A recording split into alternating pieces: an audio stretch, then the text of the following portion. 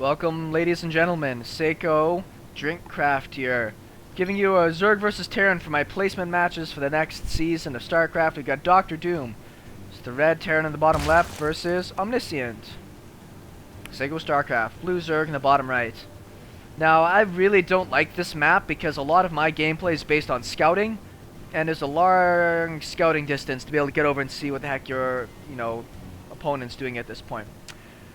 So we'll bring up the production tab just to make things a little bit easier. Speed it up slightly because it is the beginning of the game and not much really happens at the beginning of the game. We see him doing his standard stuff. And he's sending out another worker though really fast. Me, I'm just worried about getting up to my certain supply amount. Just, standard. That's just the way I do it. I do have my zergling coming in here to put on a little bit of pressure. I'm going to immediately go after that worker. Just fantastic. I love doing that. At the same time, we have this guy doing some really sneaky. He's going to go for the engineering bay block. And I see this just too late. Because I'm focusing right now on this guy over here. It takes me a second to get over to this guy. And my drone's not the guy... The SCV's in the middle of the engineering bay, so I can't hit him.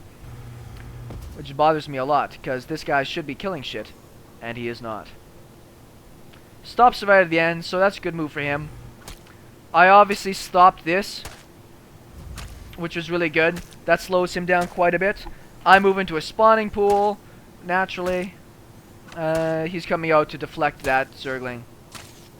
I'll do some exchanging with him. I think he had the advantage on me, though, so I decided to run away. Though I almost got this guy, though. 2 more swipes and he'd have been down. Would have been fantastic for me to do. He's sending him back to work. Instead of finishing up the wall off, I have an overlord in here to scout. Which is bad timing, because he should be able to come out and intercept that. I'm doing a little bit more dancing in the middle. He was down to 1 hit. And so was I, so I was waiting for my regeneration to come back, and then I would have taken him out. Anyways, this thing's still down here. I'm waiting to produce some lings. I'm just going to expand to this base. I mean, it's still pretty convenient, comparatively. Units tab-wise, I do have a lead on workers. His orbital's finished, though, so he should be dropping a mule pretty fast, and then he'll be taking his lead, moving into a gas. So at this point, looking at what this guy's doing, I would assume... I wonder if I could have ran my overlord over here and kept him alive. I assumed that he was going for a 1 Rax expand looking at this, but taking the gas generally means he's got something more tricky in play. Attacking this right now, which I probably should have just sent this guy back to work. He's doing very little.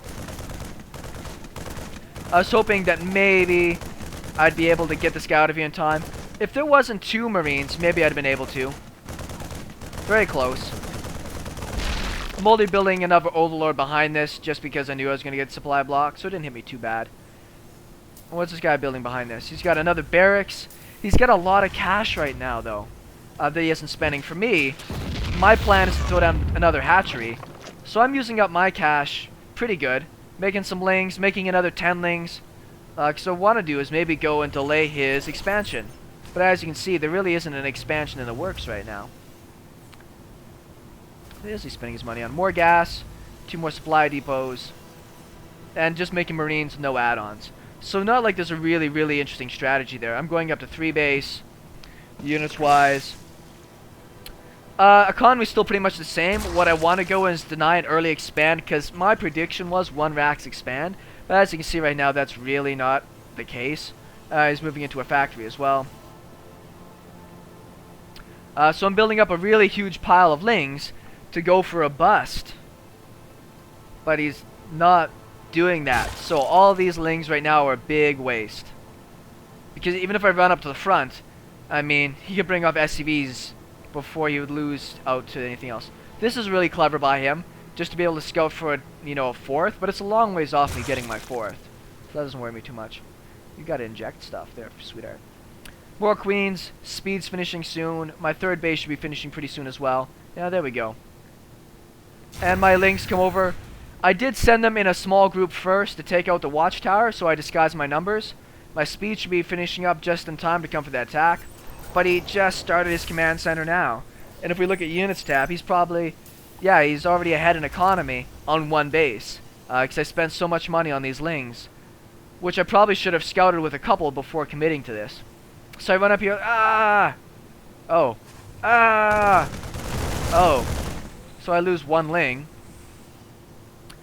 He saw all the army I had, but he saw that I pulled away, so I don't expect him to panic. If you look at his production tab, lots going on. Starport, factory. He's putting a reactor on it. No, it's a tech lab. Never mind.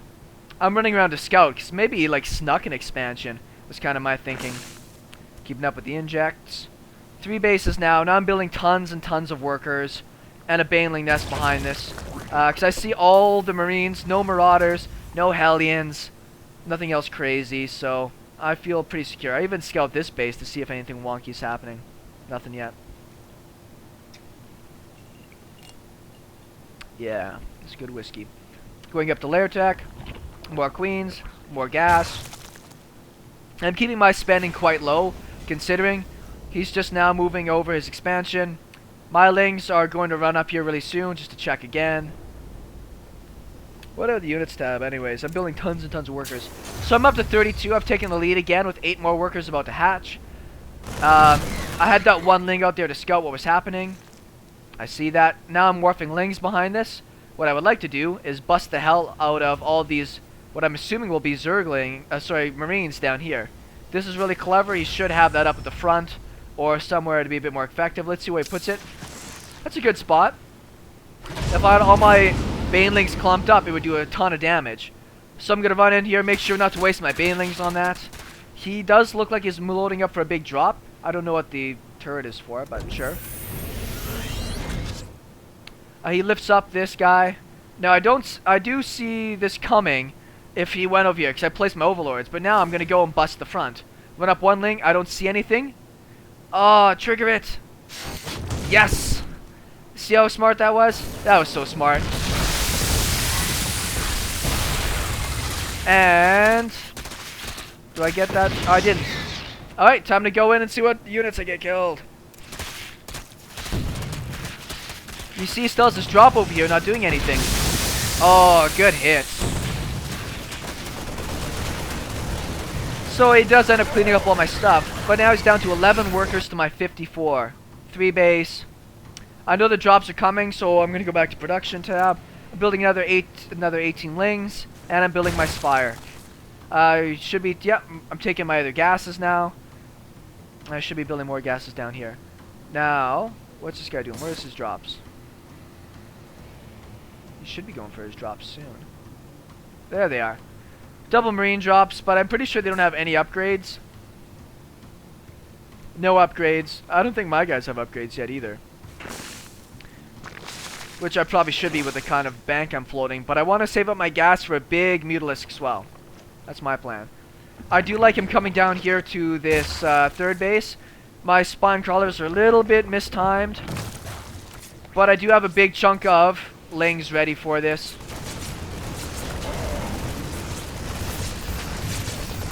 Away go the overlords. Away go the workers. Let's look at her. Ah, yes. So that's a good position to drop in. I mean, he's trading very cost effectively right now, which is great. But I'm still almost double his supply. One last marine in there that probably could enjoy the party. So that was deflected. I'm going to bring all my queens together because I want to kill off that before I start putting out any of my mutalisks. And now is my 2 evolution chambers going down for upgrades. So I'm going to go ling baneling. Big pile of lings up here. I don't know what he has over here. So I'm going to grab a small chunk for scouting purposes. Just 3. So I did see that he had the planetary for a natural. And he had...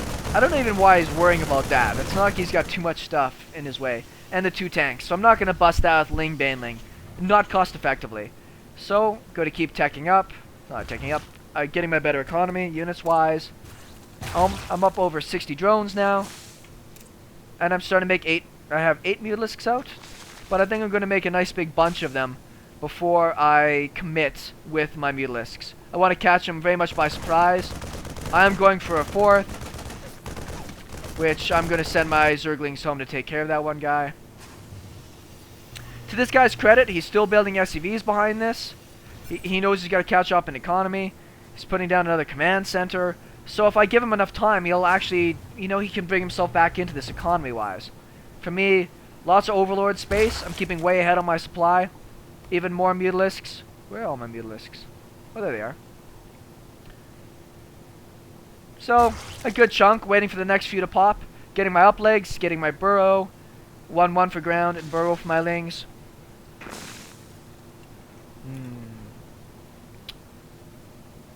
Smooth whiskey. What are you guys doing? Eventually you're gonna go attack stuff. He does lift up his command center. Now I have lings sitting at all major bases that he might take. Great thing for Zerg to do, particularly when you have map control.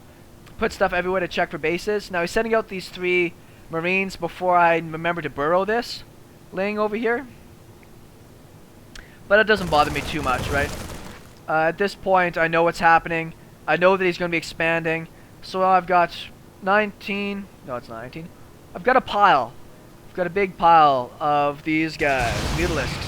So if we look at the units tab, he had 33 workers. Oh, I've got 75 workers. Man, I'm beasting it. And he's losing workers really fast. I'm just going to come down here. I see that he's got no anti-air set up. So I'm just going to go right after his army. Take out the tanks. See the Hellbats.